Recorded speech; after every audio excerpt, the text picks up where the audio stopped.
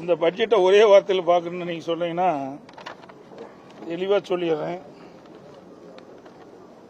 தேன் கூடும் கஞ்சனின் கருவூலும் ஒன்றுதான், இரண்டும் அவற்றை நெருப்பிட உழைத்தவர்களுக்கு பயன் தருவதில்லை. இந்த வகையில்தான் இந்த விடியா ஆட்சியின் பட்ஜெட் உள்ளது. அதோட கனவு பட்ஜெட், காணல் நீர், இது மக்களுக்கு பணம் தராது. இதுதான் இன்றைய பட்ஜெட்டுடைய நிலை. ஒரு புறம் கடன் நான் வருவா பற்றாக்குறை கட்டுக்குள்ள வச்சிருக்கோம் அப்படின்னு சொன்னாலும் கடன் தொகை அதிகரிச்சிருக்கு. அது எப்படி கடன் வாங்கிட்டே இருக்கிறாங்களே, வருஷம் கடன் வாங்கித்தான் இந்த அரசு வண்டி ஓட்டிட்டு இருக்குது. ஆட்சி வருவதற்கு முன்பு என்னெல்லாம் பேசினாங்க? அனைத்து இந்திய அண்ணா திராவிட முன்னேற்ற கழக அரசுல கடன் வாங்கி வாங்கி தமிழகத்தை கடனாளாக்கிட்டாங்கன்னு சொன்னாங்க. இன்றைய நிலை என்ன? இந்த ஆட்சி பொறுப்பேற்றிலிருந்து கடன் வாங்கி தான் இந்த ஆட்சியே நடக்குது. இப்படியே கடன் வாங்கி இன்றைய நிலைக்கு நான் சொன்ன மாதிரி 8,33,366 கோடி கடன் வாங்கிட்டாங்க. எல்லா வகையிலும் இன்னைக்கு நிதியமைச்சர் பேசினார்.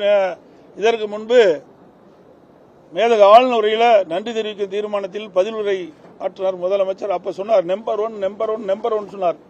இந்தியாவிலேயே கடன் வாங்குவதில் நம்பர் 1 தமிழ்நாடு. அது சொல்ல மறந்துட்டார். தடைகள் அதிகமா இருக்கு. மத்திய அரசு சில திட்டங்களுக்கு நிதி தொகை முழுமையா கொடுக்க மாட்டாங்க அப்படின்ற மாதிரியான குற்றச்சாட்டுகள் கூட. அதாவது அனைத்து இந்திய அண்ணா திராவிட முன்னேற்ற கழகம் ஆட்சியை விட இப்பொழுது அதிக வருமானம் வந்துகிட்டு இருக்குது.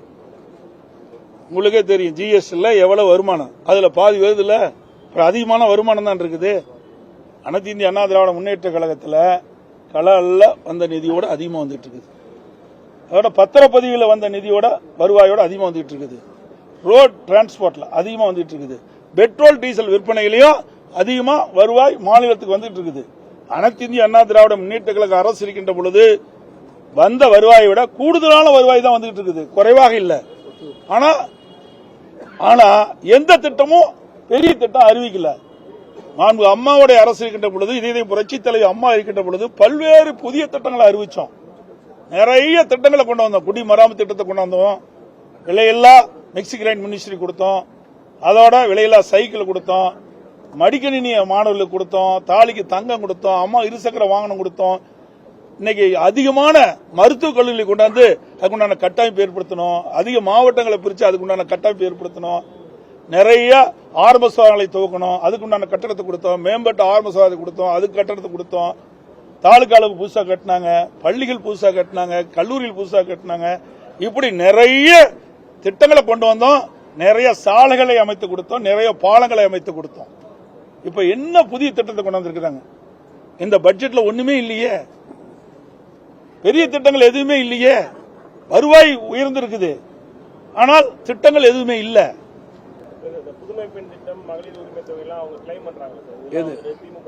அதை நிறுத்தி தானே கொண்டாந்துருக்காங்க. புதுசா எதுவும் கொண்டாடலையே. நாங்க ஒரு ஆட்டுக்கு எவ்வளவு வருமானம் எவ்வளவு செலவுன்னு சொன்னோம். தாலிக்கு தங்கம் திட்டத்தை கொண்டாந்தேன் 1000 கோடி. அதை நிறுத்தி இப்ப 600 கோடி தான் செலவு பண்றாங்க. அதுல 400 கோடி மீதி. அதே மாதிரி மடிக்கணினி திட்டம் கொண்டாந்தோம்.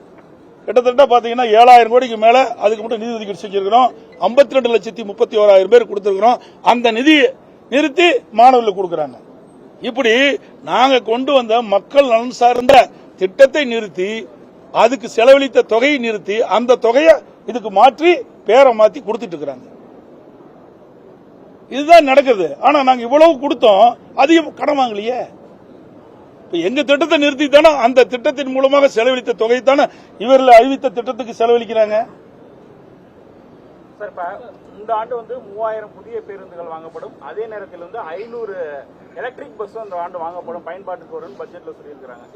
இது இப்படி எழுதி வச்சுக்கங்க. ஆண்டுக்கு நான் ஏற்கனவே சொன்னேன் 21, 22 போக்குவரத்து துறையில 2300 என்ன சொன்னாங்க புதிய பேருந்து வாங்கப்படும். டீசல் பேருந்துகள் 500 KFW ஜெர்மன் நாட்டு பன்னாட்டுடைய அதுல மின்சார பேருந்து வாங்கப்படணும். அடுத்த வருஷமும் அதே தான் சொன்னாங்க. அதுக்கு அடுத்த அதே தான் சொன்னாங்க. இப்போ 3000 பேருந்துகள் வாங்கப்படும், 500 மின்சார பேருந்து வாங்கப்படும் சொல்றாங்க. அடுத்த ஆண்டு இதே தான் இருக்கும். இது காயத்தில் மட்டும்தான் இருக்கு, ஏட்டளவில் மட்டும்தான் இருக்கணும், நடைமுறைக்கு வராது. இதுதான் திராவிட மாடல் ஆட்சி.